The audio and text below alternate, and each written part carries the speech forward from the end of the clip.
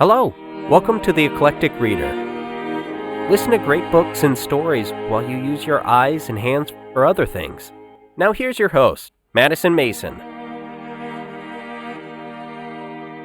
Hi there, I'm Madison Mason with Chapter 2 of The Great Quarry Boys. The Great Quarry Boys, Chapter 2, 12 Dead in 1 Year. The ugly black banner screamed out of our thin local rag, the Great Quarry Sentinel.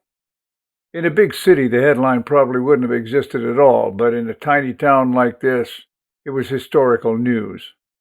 Death had dragged its unforgiving rake across the hilly surface of Little Gray Quarry, and a dozen people were gone.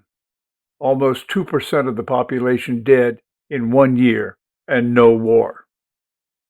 The whole thing began with Dr. James Davenport on his way to Winston-Salem to lecture at Baptist Hospital. Doc was the most prominent surgeon in Danford Memorial. His wife Bella was driving, dressed in her favorite blue taffeta with white gloves and her smart Dior hat. The doc sat beside her, lost in his notes, as she maneuvered their new gray Buick across the railroad tracks and up Bender's Hill toward the highway. She glanced at her lipstick in the mirror and patted her hairdo.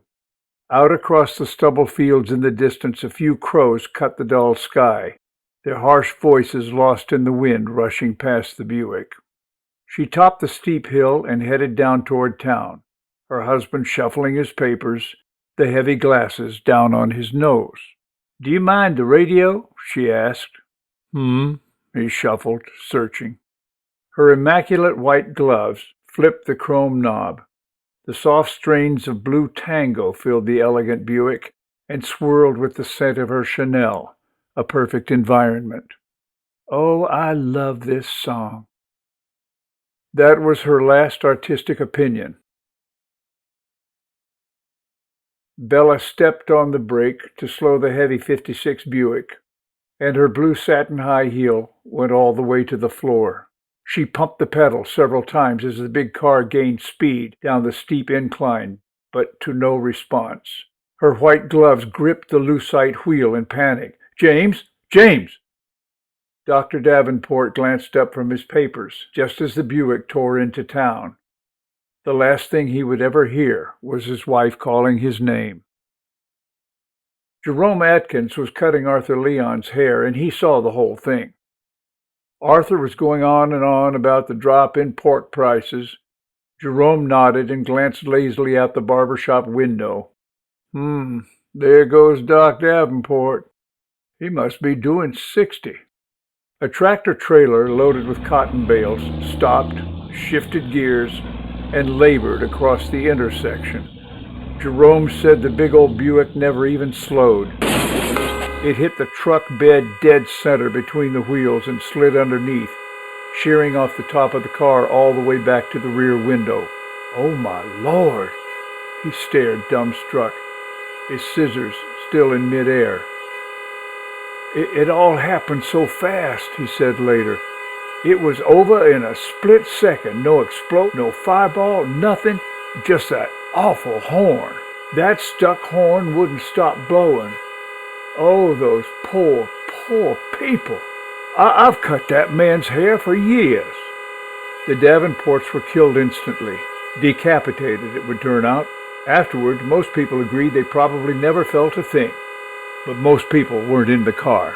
The driver of the cotton truck felt his load lift off the ground behind him, and then he was stuck, thrown against his steering wheel by the sudden stop. When he looked back in his side mirror, his mind did not want to believe what his eyes saw. The rear end of a car protruded from under the load bed, exhaust fumes still steaming from its tailpipe in the cool morning air. It was all he could do to climb out of the cab. His knees shook, and he felt like he might cry. And that horn blowing, everything had been so quiet a minute ago, just gears shifting, rattle of the rig, radio, another day. People were running out of the barber shop and the filling station as he approached the dead Buick. Whoever was in there didn't make it. He knew that for sure. He felt like puking. God, it was horrible. The hood of the car had slid all the way under the bed, its engine still running. He couldn't see into the Buick for the crumpled steel of the roof, and he didn't want to.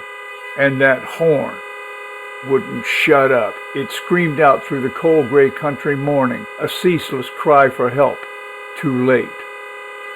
Sheriff Bob Tuttle was one of the first on the scene.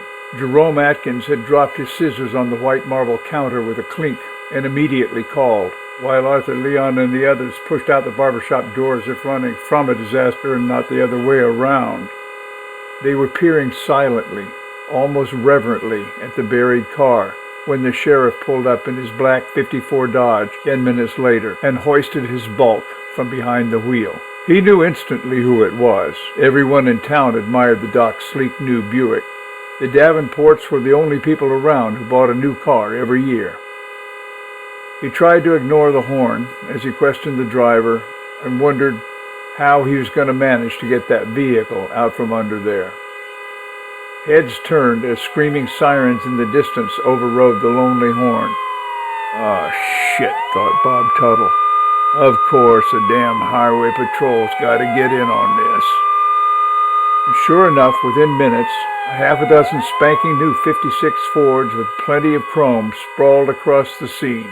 Doors open, radios barking, while gum-chewing cowboys took over, red lights flashing in their silver aviator glasses. He hated the highway patrol, arrogant young punks. "Hey, Bob, what happened?" the first one asked, deadpan as if he didn't give a damn. "What the hell does it look like?" It was pretty damn clear what had happened, smart punks. "Well, yeah," nodded the sleek blue cop. "Why don't you guys divert traffic and clear spectators? I'll handle the rest, all right?" Bob noticed a scrap of scrambled egg on his belly and brushed it off, hoping the cop didn't see. "Roger, Bob. We're here to help. Damn, that horn's annoying, ain't it? Irritating as all hell." "Yeah." He turned back to his car with the trembling truck driver. "Listen, you'd better go use the phone in the barber shop and call back over to the gin. Tell your boss what happened. Have him send over another flatbed and some boys to offload all this cotton. I'll get a couple tow trucks out. One can lift the rear end of your truck while the others pull out that car." "Sheriff, I swear, it wasn't my fault," the man insisted. "Yeah, I can see that. Don't worry." He looked back at the scene and lifted his radio mic. "I just want to know why that car didn't stop at a sign. Doc Davenport don't run stop signs." That horn's driving me nuts," the driver muttered, lighting a Camel with shuddering hands. Yeah, don't smoke so close to that car, okay?"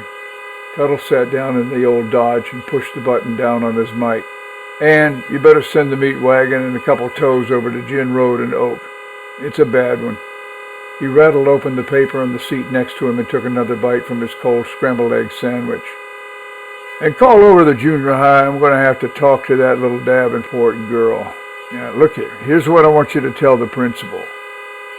An hour later, the cotton had been offloaded to another flatbed. Men stood by, sweating and curious, as one tow truck hoisted the rear axle of the trailer. Steel scraped steel as a second truck dragged the screeching remains of the Buick free. Several onlookers stopped the rolling car from smashing backwards into the tow and stared down in disbelief at the grisly picture. "Jesus H. Christ," muttered a highway patrolman simply. No one could have put it better. Another man turned away and threw up on a tree. The screaming horn was the only response. Dr. and Mrs. James Davenport sat in position in the front seat, neatly dressed, on their way to somewhere. What ripped that genteel reality to shreds was the fact that both their heads were on the back seat, and there was more human blood in the car than any man there had ever seen. They had struck the steel bed of that truck with such force that it sheared right through the car like a sword. It was a ghastly sight. Quiet settled onto the scene, like a vulture landing. We hope you have enjoyed this episode of The Eclectic Reader. Please go on to the next numbered episode to continue. Also, check us out on YouTube, Facebook, and Twitter. If you'd like to help support the project, you can donate under Madison Mason at Patreon. And please, check out our website, kltk.com. for more information. Hi, this is Madison Mason. I want to personally thank you for listening to The Eclectic Reader and invite you to share your experience, your thoughts, and your suggestions. We have many great books lined up for the future, but if you have requests for anything that is in the public domain, please email us at kltkrdr@gmail.com. kltkrdr@gmail.com